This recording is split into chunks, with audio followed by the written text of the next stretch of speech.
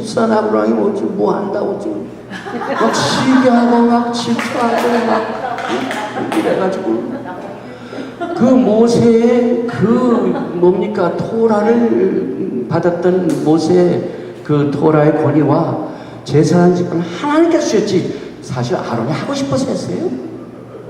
그리고 사실상 여러분들이 히브리 뿌리 토라 회복을 하나님이 움직여서 그렇지 제 인간의 힘으로 반드시 완전히 보여야 돼. 그러겠습니까? 우리 만남도 제가 막 이거 와서 해야 됩니다. 아니죠. 토라를 준 것도 하나님이 모세에게 주시고 아론을 통하여 제사의 직분을 네가 가져라. 그것도 영원히 가지라 한 것도 누가 했어요? 아론이 그런 생각 갖지 않았어요. 왜? 이 소버런티를 교회가 굉장히 뒤집어놨어요.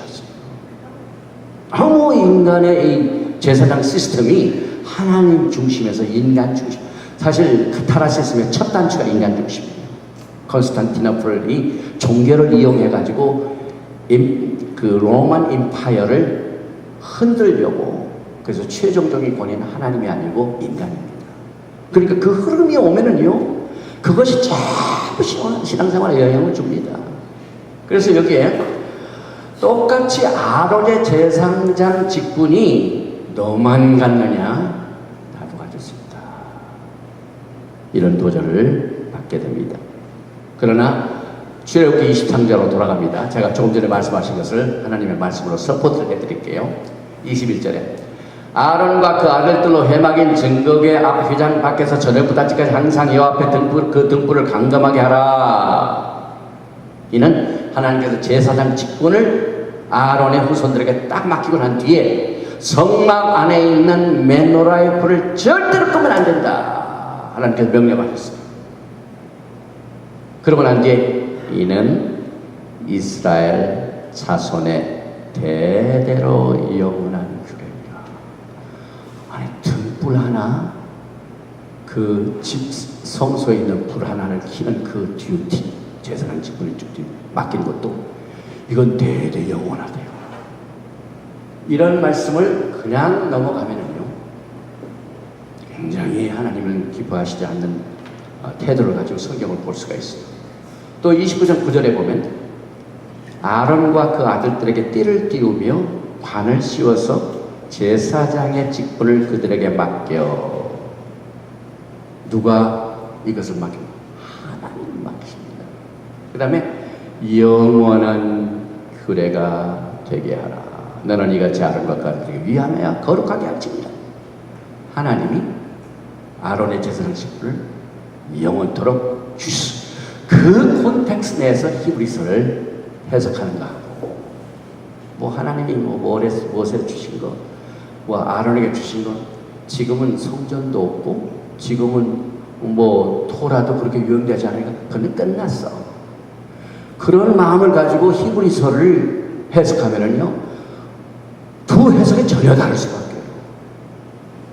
그래서 제가 이 처음 영원한 규례를 주신 하나님의 말씀에 대한 하이 뷰, 하나님 말씀만 보면 벌벌 떠는 이러한 그 레버런스를 가지고 있으면요 하나님이 기뻐하시고 하나님께서 그분을 반드시 상급으로 주십니다.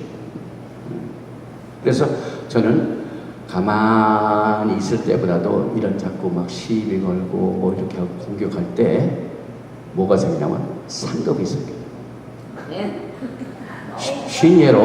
쉰예로 군인이요.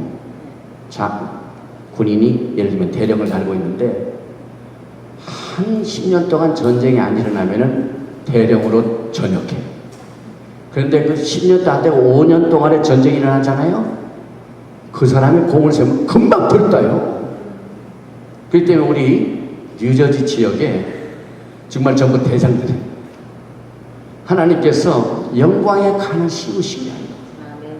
이와 같은 도전을 통하여 하나님 붙드는 것을 배우고 하나님의 속성을 배우고 그것을 통하여 하나님의 강력한 테스티모니 증거자가 됩니다.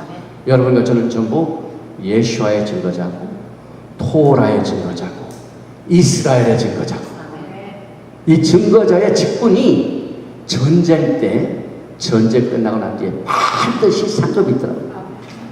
그래서 이것을 통해 우리가 우리의 신앙의 옷을 갈아입습니다. 왜? 막 신앙의 몸이 자꾸 자란데 옷은 옛날 옷이에요. 그러니까 이런 걸 통해 가지고 한마디로 말하면 전적을 우리가 만들어 가지고 옷을 갈아입습니다. 그래서 여기에 하나님의 말씀을 우리가 살펴봤고요. 이런 관점에서 정말 히브리서 7장의 말씀은 토라도 변하고 아론에게 맡긴 제사장 직분도 변할까요? 지금 이 시간 조금 전에 지금 우리가 강의를 시작하면서부터 이 질문에 대해 여러분의 대답은 뭡니까?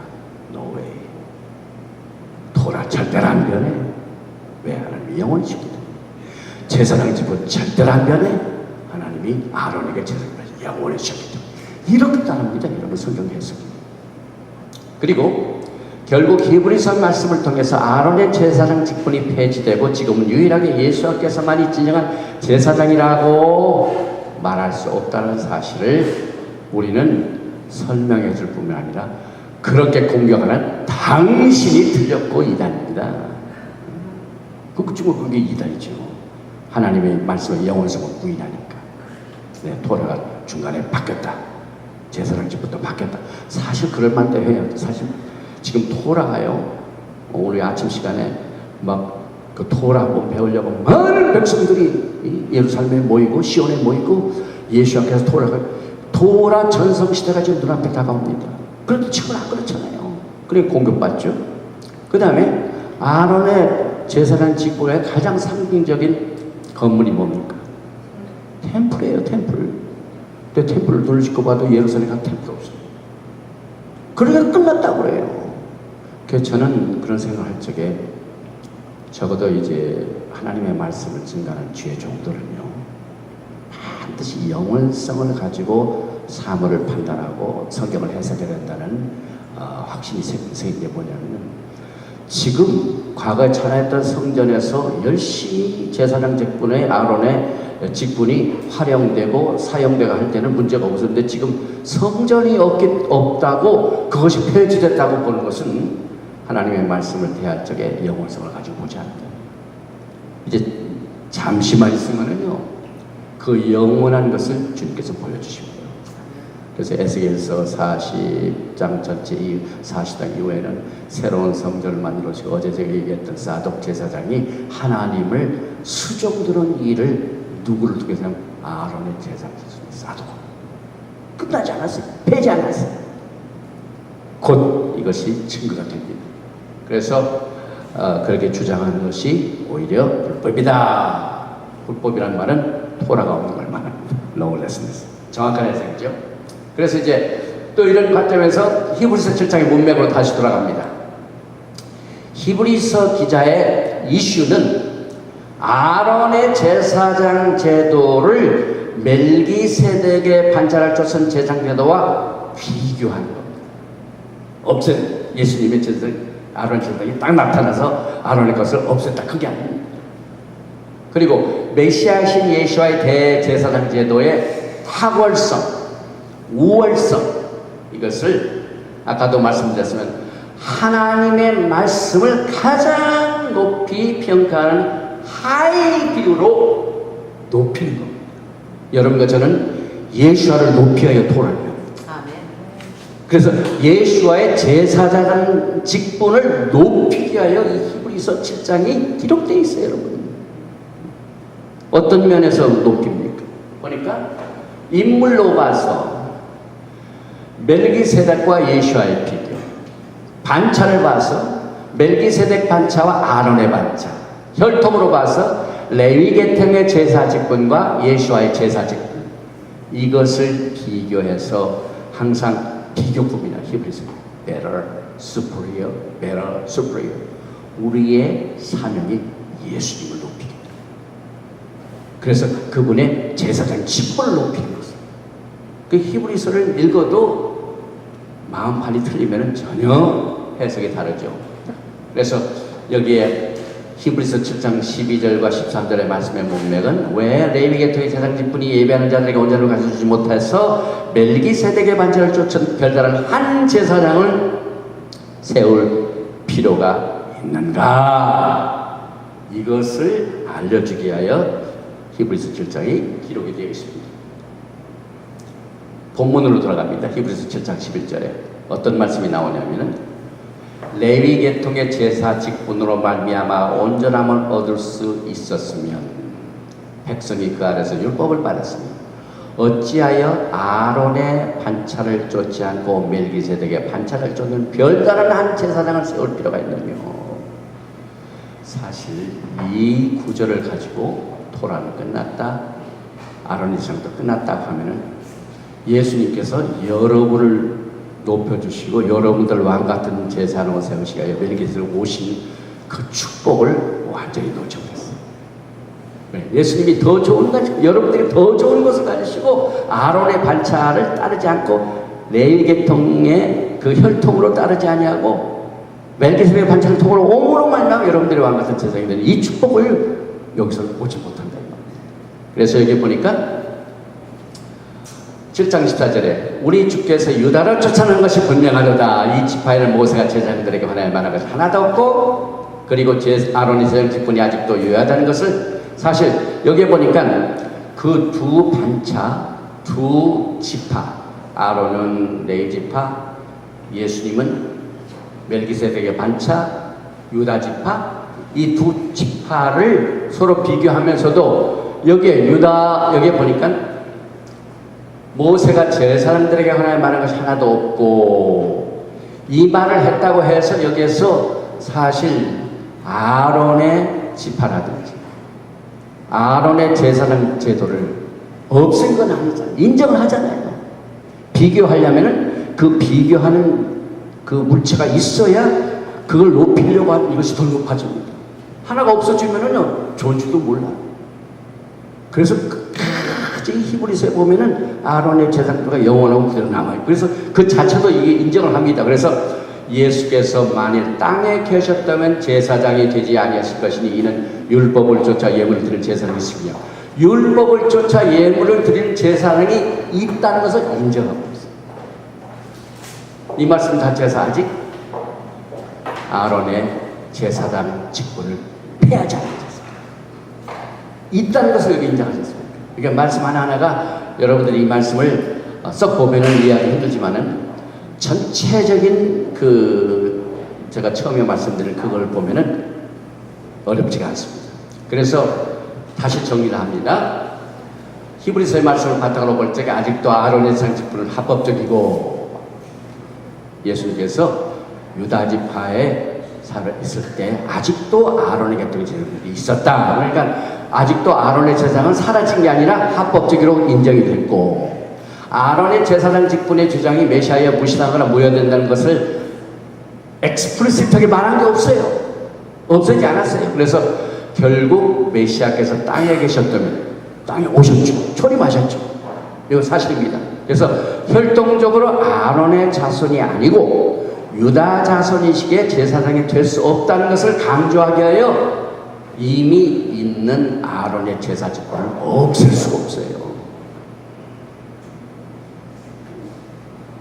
그 다음에 세 번째, 제사장 직분은 아론의 자손에 국한되어 속하였다는 사실을 알려야만 우리가 아론의 반차를 쫓아서는 제사장 직분을 할 수 없는데 예수와의 멜기세덱의 반차 때문에 왕같은 제사장이 된다는 그 축복이 얼마나 큽니까? 그러니까 이게 있어야 돼요. 혈통적으로 제한됐다는 것을 알아야 내가 시험에 패스할 수 없었는데 혈통적으로는 도저히 제사장이 될 수 없었는데 예수님 때문에 우리가 제사장이 된 이 축복을 감사드리고 예수님을 돕겠다. 이 정신으로 히브리서가 써 있습니다. 그리고 출애굽기 29장 9절에 아론과 그 아들들에게 띠를 띄우며 관을 씌워서 제사장 직분을 그들에게 맡겨 영원한 규례가 되게 하라. 이 말씀을 히브리서 기자는 알고 있었습니다.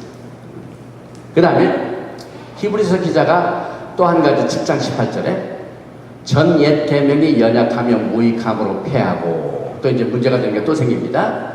율법은 아무것도 온전케 못할지라 이에 더 좋은 소망이 생긴 이것으로 우리가 하나님께 가까이 가느니라.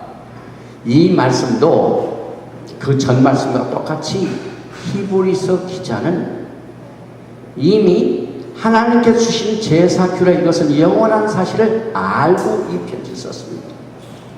그래서 토라가 폐해졌다고 반대하는 사람들은 이 아론의 제사 직분의 문맥을 무시하고 토라를 반대하는 렌스만 쓰고 히브리서 기자가 옛 계명 토라는 연약하고 무익하다는 것처럼 주장하지만 이와는 상반되게 토라가 연약하고 무익한 것이 아니라 오직 아론의 계통의 제사 직분이 영원한 속죄하고 다가오는 세상의 통로를 제공치 못하는 사역이 한 것입니다. 우리가 예수와의 제사장 직분 때문에 올람 하제에서 올람 하바로 연결이 됩니다. 그러나 아론의 혈통, 제한된 혈통의 제사장 직분으로는 절대 영원 세계에 연결이 못되죠. 점수도 비교가 되죠. 놀라운 사건이죠. 그래서 여기에 이제 그것을 약점을 가진 제사장이라고 했어요. 율법은 약점을 가진 사람들을 제사장으로 세웠거니와 율법 위에 하신 맹세의 말씀은 영원의 온전케 되신 이들을 세우셨느니라. 그럼 왜 아론의 계통의 제사장은 약점이 있습니까? 첫째, 인간입니다. 그 다음에 아론은 살다가 죽었습니다. 그 인간의 타고난 그 연약한 점 있지 않습니까? 이걸 얘기하는 거예요. 그래서 여기 보니까 육체적으로 죽을 운명의 인간이기 때문에 연약하고 온전함을 가지 못하기 때문에 테두리 내에서만이 연약합니다. 율법이 연약한 게 아니에요. 제사장 직분의 시스템도 연약한 게 아니에요. 그것을 감당하는 인간이 그렇다 이 말입니다. 그래서 아론도 아무리 신령하지만은 제일 먼저 속죄 전에 지성소에 들어가서 누구 죄부터 보냐면 자기 죄부터. 이것이 연약합니다. 그래서 우리가 히브리 뿌리에 정확하게 들어가면은 연약하다, 무익하다 이런 말이 그냥 아예 막 제사장 직분 자체는 없애는 게 아니에요. 그 펑션 내에서 기능 면에서 약하다.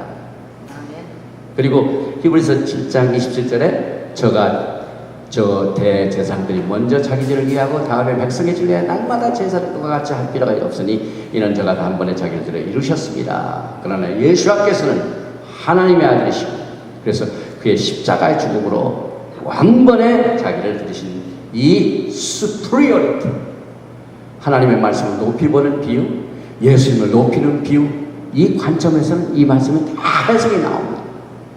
그러므로 아론의 제사 직분은 여전히 유효하기에 돌이킬 수 없으며 변경되거나 취소되거나 번복이 될 수 없습니다. 그리고 지금까지 전통적인 기독교 히브리서의 해석은 아론의 제사 제도를 폐지시킴으로 성전, 제사 제도, 토라 전체를 정당하고 적법한 지에서 물러나게 하였고 이것을 예수와에서 다 이뤘다고 해서 예수와로 대체시키고 있는데 아까 제가 말씀한 이 내용을 제가 되풀이되지만은 여기에서 히브리서 7장 16절 17절의 말씀도 토라에서 인용을 합니다. 토라가 끝났다고 하는 사람이 이 문제 자체가 토라에서 인용된 것을 잊어버리겠어요. 그래서 히브리서 7장 16절이 어디서 나온 말씀입니까? 히브리서 7장 16절 10절의 말씀도 토라의 예언으로부터, 그 예언이 뭐냐면 시편 110편입니다. 시편 110편 3절에 주의 권능의 날에 주의 백성이 거룩한 옷을 입고 즐거이 헌신하니 새벽에서 같은 주의 청년들이 주께 나오노다. 여호와는 맹세하고 변치 아니하시리라. 이르시기를 너는 멜기세덱의 반차를 쫓아 영원한 제사장이라 하셨도다. 토라가 그것을 강조하고 있어요. 토라가 빼온 게 아니에요.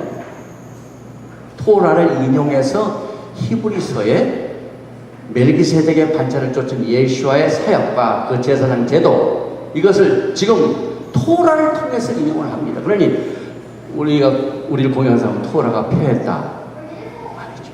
토라가 폐한 게 아니라 오히려 히브리서 말씀은 토라를 바탕으로 성경 말씀을 지금 쓰고 있죠. 그래서 주의 우편에 계신 주께서 그 노하시는 날에 열왕을 폐하실 것이다. 그리고 출애굽기 29장 9절에 영원한 아론의 제사장 직분의 율례를 폐하시고 이제 자신이 새로운 아론 계통의 제사장이라고 선언한 말씀이 없습니다, 여러분.